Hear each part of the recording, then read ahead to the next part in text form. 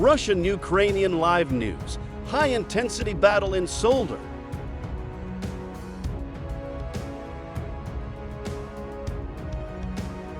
Russian Defense Ministry claims its troops have taken control of Soledar. President Volodymyr Zelensky said troops defending Bakhmut and Soledar would be armed with everything they need to keep Russian troops at bay.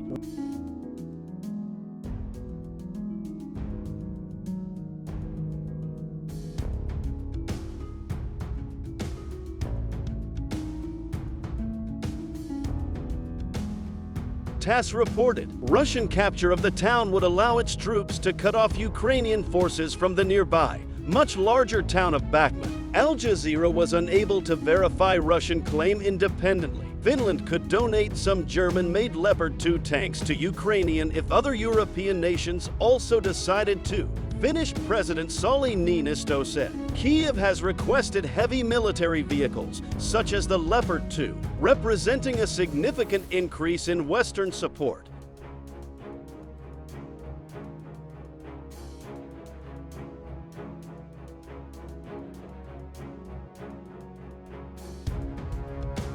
Finland could only share a limited number of tanks, as the country's weapons are needed to guard its long border with Russia. The president told the Finnish news agency STT if tanks would be sent. That is why Finland's offering could not be very numerous, Niinistö told STT. Poland has said it would send Leopard 2 tanks to Ukraine if there were a larger coalition of countries doing so, while Germany has said it has no plans to send any. The Germany-made tanks are highly sought after by Kyiv to help in their war efforts against Moscow.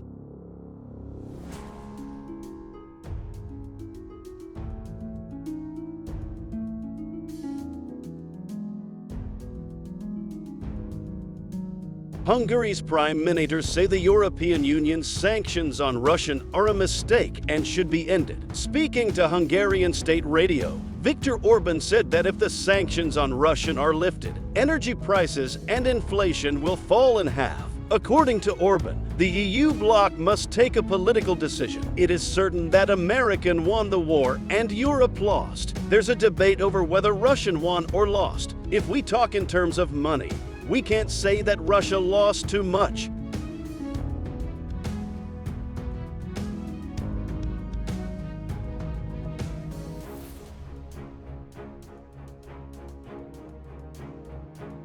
He added that Hungary has no power to end the sanctions, but countries like France and Germany do. Hungary has repeatedly called on Brussels to evaluate the impact of the bloc's sanctions on individual member states amid the ongoing energy crisis. In Zelensky's Thursday night address on Telegram, he says that during a meeting with General Staff on the topic of Soledar, they analyze it in detail what decisions are needed, what reinforcements are needed, what steps should be taken by commanders in the coming days.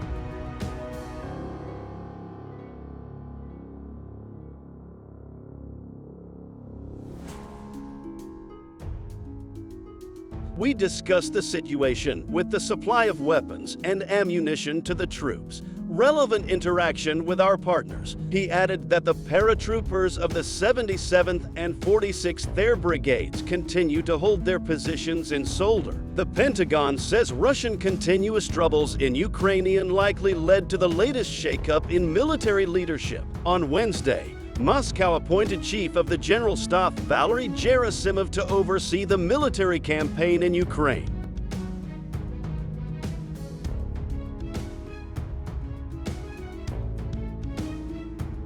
It was only October when Russia had put Sergei Shurovkin in that position, who will now remain a deputy of Gerasimov. It likely does reflect some of the systemic challenges that the Russian military has faced since the beginning of this invasion. Brigadier General Patrick Ryder told a news briefing, "We've talked about some of those things in terms of its logistics problems, command and control problems, sustainment problems, morale, and the failure to achieve the strategic objectives that they've set for themselves."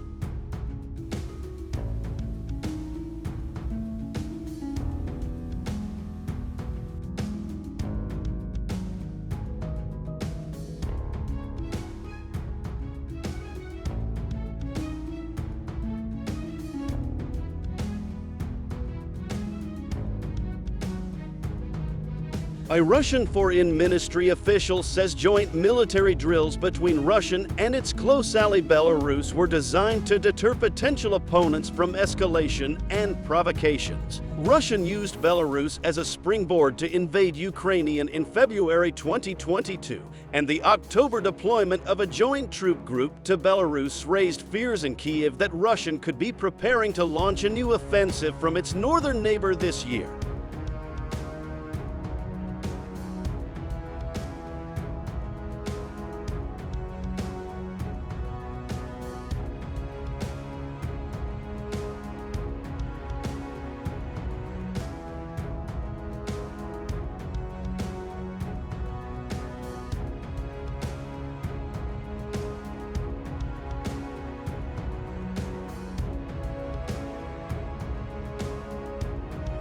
A close ally of Russian President Vladimir Putin has suggested confiscating the assets of Russians who discredit the country's armed forces and oppose the war in Ukraine. Vyacheslav Volodin, the Speaker of the Russian Duma, said current measures, such as fines for those who speak out against what Moscow calls a special military operation in Ukraine, were not strict enough. A Russian Foreign Ministry official has said Belarus may enter the conflict in Ukraine if Kyiv decides to invade either country.